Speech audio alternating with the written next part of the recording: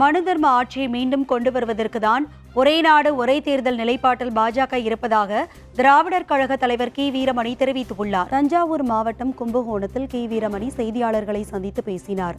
அப்போது தமிழக வெற்றிக் கழக தலைவர் விஜய் அரசியல் குறித்து செய்தியாளர்கள் எழுப்பிய கேள்விக்கு பதிலளித்து பேசிய அவர், வானவில் வரும் போகும் என்றும், ஆனால் சூரியன் மட்டுமே நிரந்தரமாக இருக்கும் எனவும் தெரிவித்தார்.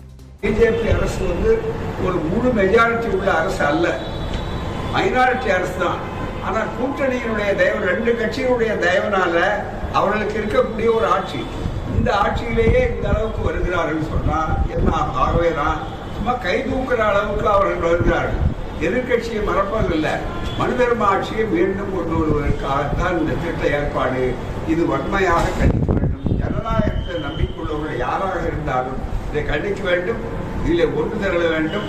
எனவே ஜனநாயகமா சர்வாதிகாரமா, அதுக்கு வேண்டிய முகப்பு வாயிலுக்குள்ளே நாம் நுழைய போகிறோம் என்பது அடையாளம் தான் இந்த ஒரே நாடு ஒரே தேர்தல்.